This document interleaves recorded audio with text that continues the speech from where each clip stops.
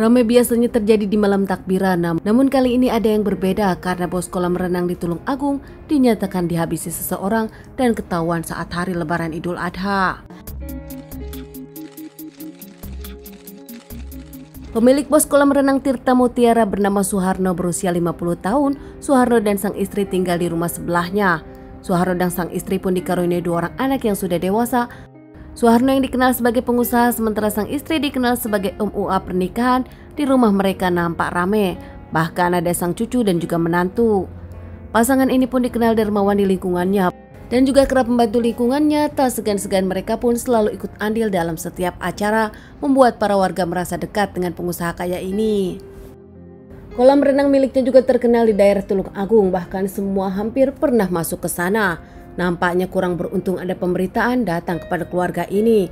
Di tengah orang malam takbiran dan kumpul keluarga, anak pertama mereka yang sudah menikah memilih berlebaran bersama mertuanya, sementara yang satunya lagi di rumahnya. Saat itu memang benar-benar berdua dalam acara malam takbiran.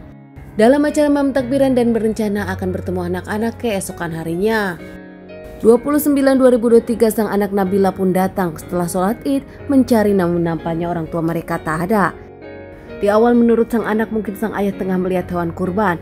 Sang anak pun pulang dan berharap nanti sore bisa bertemu dengan orang tuanya. Sore hari Nabila kembali lagi ke rumah, namun nampaknya masih tetap sama. Pintu rumah dikunci dan nampak sepi. Akhirnya Nabila pun bertanya kepada para tetangga. Saat bertanya kepada tetangga, menurut tetangga bahkan pasangan Suharno dan sang istri tak ada sholat Id tadi pagi. Nabila pun bingung karena tak seperti biasanya sang ayah tak mungkin tak sholat Id. Akhirnya Nabila meminta tetangga untuk menemaninya masuk ke dalam dengan cara memaksa. Masuk ke dalam rumah pun nampak sepi, tak ada siapapun, dan Nabila makin bingung karena hari itu adalah Idul Adha. Tak mungkin kedua orang tuanya tak ada di rumah tanpa memberitahunya. Mencari orang tuanya ke berbagai sudut hingga akhirnya ke musola di dekat luar rumah dan juga salah satu ruang karaoke yang juga di dekat luar rumah. Saat itu ruang karaoke gelap hingga dinyalakan lampunya oleh para tetangga. Namun begitu melihat Nabila kaget menemukan sang ayah sudah tergeletak tak bernyawa dan juga sang ibu bersimbah darah tak bernyawa. Nabila, anak dari Pak Suharno dan sang istri pun langsung melapor kepada pihak kepolisian. Tak lama pihak kepolisian datang, olah TKP, bahkan menanyai para tetangga dan juga Nabila.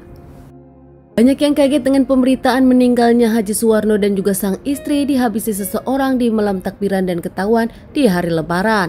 Pihak kepolisian datang langsung interogasi dan juga memeriksa TKP. Menurut pihak kepolisian, nampaknya seseorang tengah dendam dan menghabisi 2 pasutri ini. Dibawa ke rumah sakit untuk dilakukan otopsi. Menurut pihak rumah sakit, keduanya memang mendapatkan penganiayaan yang cukup berat hingga akhirnya sulit bernapas dan mengakibatkan keduanya kehilangan nyawa. Pihak kepolisian pun terus menyelidiki kasus ini, mendapatkan beberapa CCTV dari tetangga dan juga mendapatkan ponsel korban.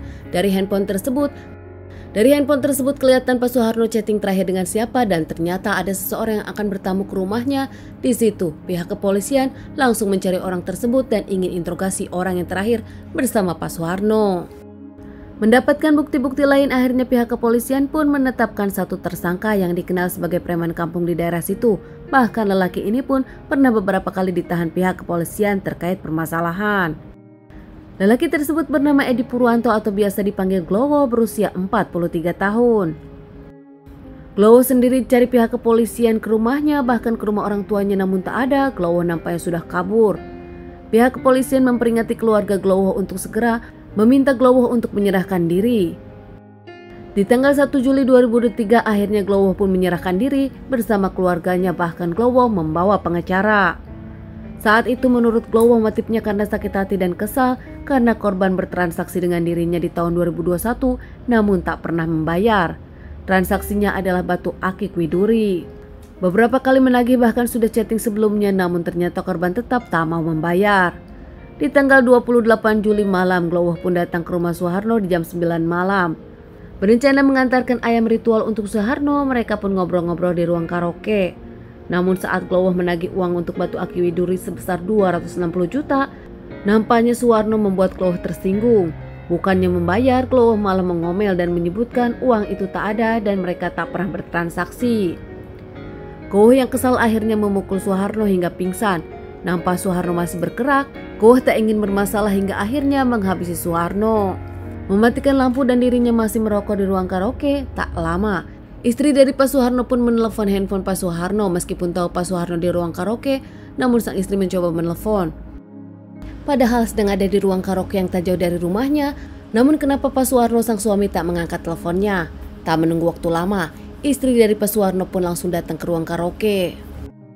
Sang istri saat itu menanyakan keberadaan sang suami, namun tanpa basa-basi, akhirnya Gowoh pun menghabisi istri dari Pak Suharno. Tak hanya menyiksa dan juga mencekik istri dari Suharno, si Gowoh ini nampak seperti orang kesurupan. Dirinya menghabisi istri dari Suharno dan meninggalkannya begitu saja.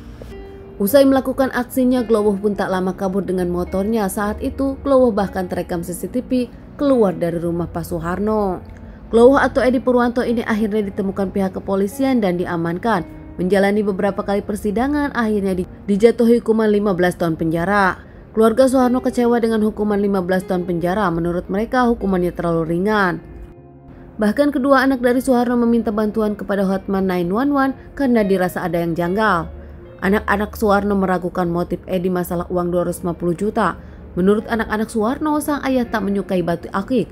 Dan sang ayah pun tak bercerita kalau dirinya membeli batu akik. Apalagi masalah uang hutang 250 juta, anak-anak Suharno meragukannya karena mereka tahu Suharno punya uang lebih dari itu.